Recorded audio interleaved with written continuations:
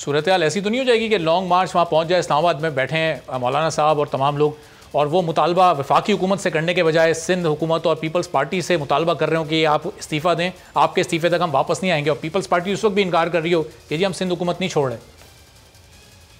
मैं आपको एक बात बताऊं, अगर इनमें थोड़ी सी भी मैं अब इस तरह के अल्फाज इस्तेमाल नहीं करना चाहता हूँ, लेकिन सियासत के अंदर जो है ना, सियासत एक बड़ी बेरहम चीज़ है और एक बेरहम खेल है, और जिस तरीके से शतरंज के खेल है ना, उस तरीके से खेला जाना चाहिए। अगर आप सिंध की हुकूमत रहने देते हैं तो आपको इससे पीडीएम को बड़े फायदे हैं, क्योंकि सिंध हुकूमत 18वीं तरमीम के बाद कोई भी सूबाई हुकूमत जब आपके पास होती है तो आप देखें ना, इस वक्त इमरान खान सिर्फ और 24 किलोमीटर का वजीर आजम है इस्लामाबाद का, लेकिन सारे जो है इस वक्त पावर्स जो है वो सूबाई हुकूमत के पास है। हमारी स्ट्रेटजी ये थी कि हम पंजाब असेंबली के अंदर वोट ऑफ नो कॉन्फिडेंस लेकर आए, और हमारी तैयारी भी थी, हमारी बातचीत भी हो गई थी, और हम चाह रहे थे कि पीटीआई की हुकूमत को पंजाब असेंबली से पहले खत्म की जाए।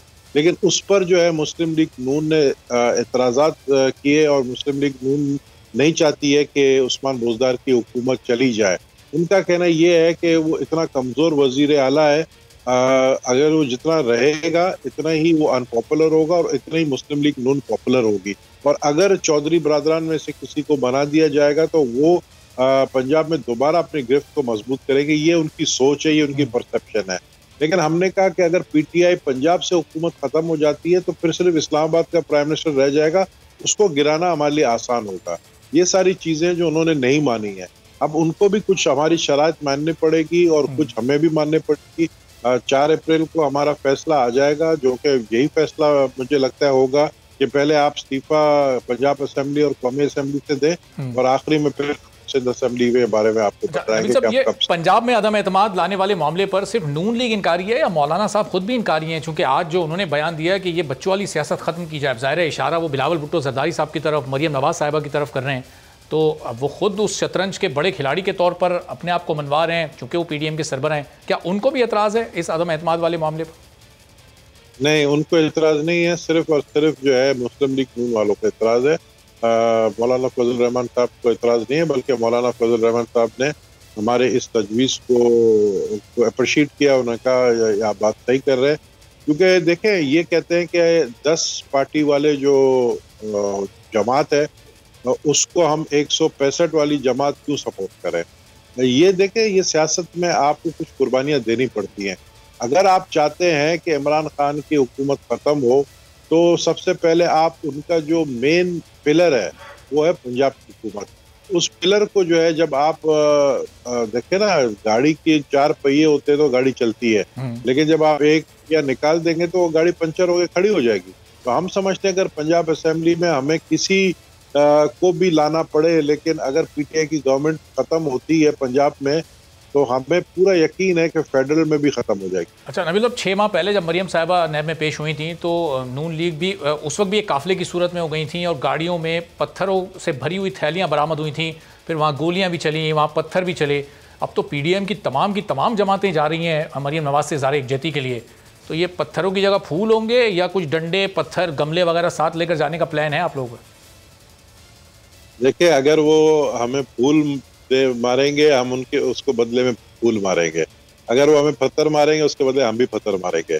बात ये है कि अब ये सियासत जो है ना, ये एक क्लाइमैक्स तक पहुंच गया है, और ये एक मैं समझता हूँ बड़े टेंस सिचुएशन में पहुंच गया है, और टेंस सूरत हाल में पहुंच गया, और इस तरह की गलती नई हुकूमत करेगी, मुझे पूरा यकीन है।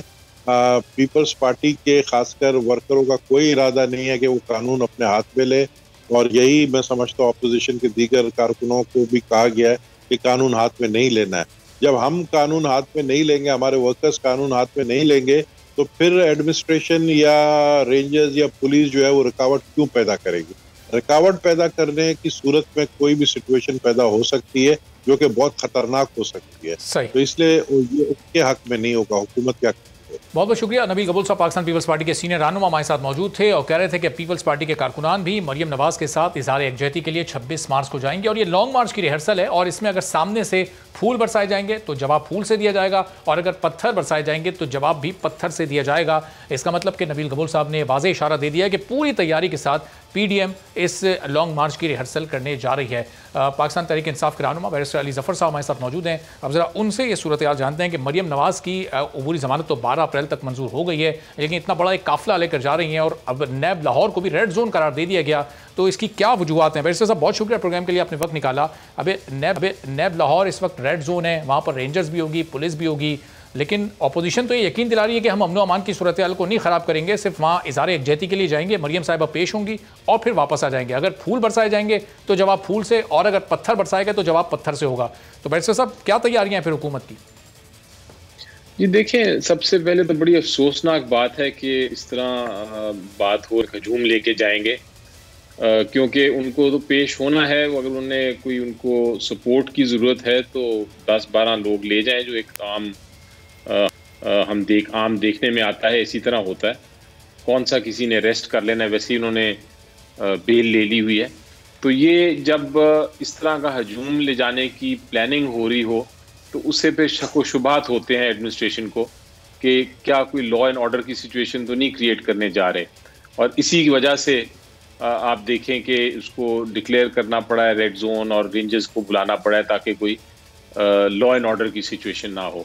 मेरा ख्याल है हर मामले में एक गलत एडवाइस दी जाती है और फिर एक मेरा ख्याल है इमेच्योर किस्म की हरकत की जाती है अपोजिशन की तरफ से, जो कि एक मैच्योर पॉलिटिकल पार्टी कभी भी ना ऐसा करे। आप देखें जिस तरह ये केस फाइल हुआ, सब कह रहे थे, कम से कम मैं तो बार बार ये कह रहा था कि अदालत की जुरिस्डिक्शन ही नहीं है, आप क्यों फाइल कर रहे हैं केस। वो पीपल्स पार्टी ने केस फाइल कर दिया, इस्लामाबाद हाई कोर्ट ने आज उसको डिसमिस कर दिया। इसी तरह आप ये भी देखें कि वो एक पेश होना है, सिर्फ जाके जवाब देने हैं, उसके लिए आपको हजूम ले जाने की क्या ज़रूरत है? ये सवाल आपको एक रीजनेबल आदमी जो है, आम आदमी है, वो पूछना चाहिए उसको।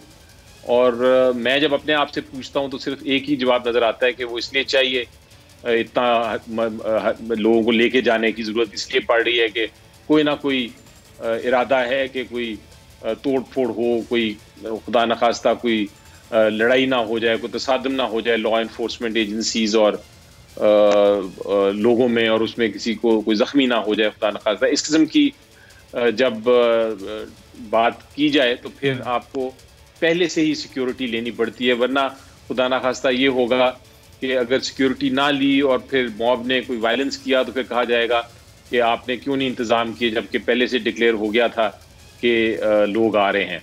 तो मुझे तो उम्मीद ये है कि अगर आ भी रहे हैं लोग या लोग लेके भी आ रहे हैं तो उनको वो पुरअमन होंगे और वो अपने हियरिंग के बाद या मीटिंग के बाद चले जाएंगे।